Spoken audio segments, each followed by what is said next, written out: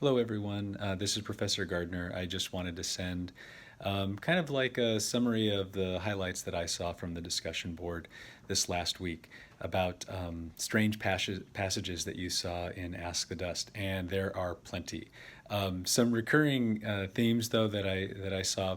A lot of us noticed Arturo's insecurities, and he definitely suffers with a lot of them, as we can see in the first part of the story.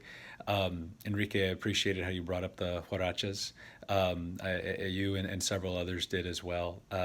It's interesting to see how these insecurities are then related to Arturo lashing out at others, and the one that we see lashed out at most often is Camilla.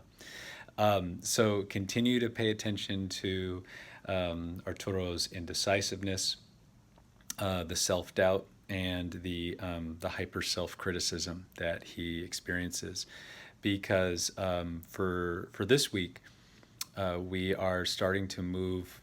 We're moving on from the mini essay into the larger essay, right? And this is where you'll be looking at how Arturo develops. So I think a lot of you have a good base for where he's at, and now we want to see, well, how does his mindset change? How does it grow? And what are the things that cause him to grow? As far as my own strange passage goes, I always thought the meeting with Judy Palmer, the little girl who is a fan of his writing and shows up at his room. Cynthia and Roberto, you pointed this out too. Just how uncomfortable that whole scene is.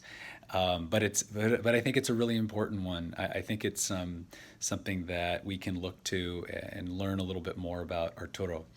Um, One thing we can kind of attend to is how desperate he seems to be for connection, and Judy seems to offer some kind of connection through her appreciation for his writing. So, if I were going to write a paper, I might want to explore, well, what's causing Arturo to feel this kind of desperation? Or I might want to consider, what are the consequences of this desperation? And that's a little kind of preview for how we should be doing analysis here. As much as I would love to teach this as a literature class and apply techniques and theory to this, it's not. This is primarily a writing course. And so something that we do teach in writing is cause and effect. So if you're struggling when you're interpreting the text, if you just think about each passage in terms of causes and effects, what could be causing Arturo to act this way, what could be the effects, the consequences of him acting a particular way or thinking a particular way, that'll help you develop your analysis and avoid summary.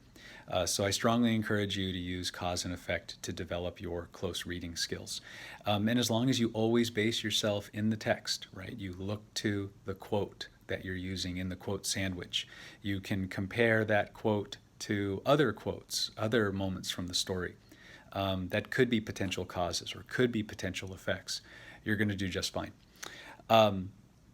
So this brings me to some cautions that I want to make. Sometimes we want to write an advice column for Arturo, okay, which is understandable because he needs a lot of help.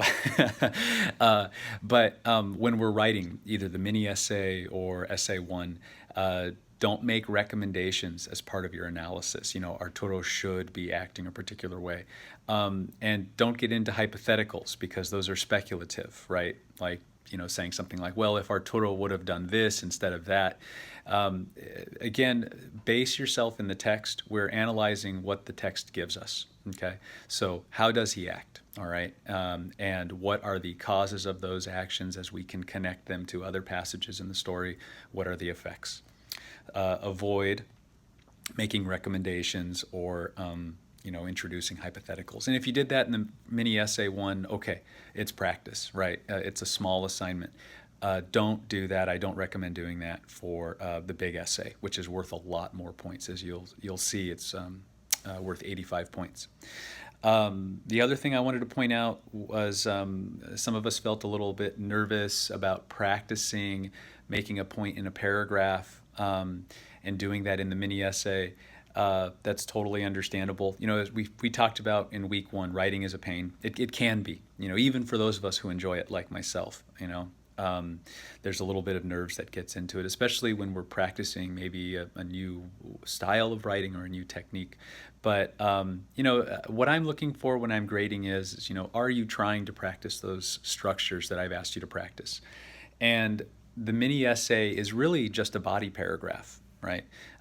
It is a little awkward because we don't have an introduction and we don't have a conclusion, but that's what I'm asking for this assignment. And that's because when you write the big essay, that big essay is based on multiple body paragraphs, right? And when I grade that big essay, all of those body paragraphs together make up 50% of your grade or a little more. So that's why I thought it was a really valuable exercise where we just focus on that body paragraph. And the key parts of the body paragraph: claim and support. Every topic sentence has a claim, and it's backed up by 2 support sandwiches. I'm looking for those structures in that mini essay, and that's key for you to practice throughout the rest of the semester. Okay, so this video went a little longer than I anticipated, but if you do have any questions, please just send them to me. You can email them to me. All right, hope you have a good week. Look out for, the week 3 plan and the week 3 module have already been published. Okay, so I will see you next week.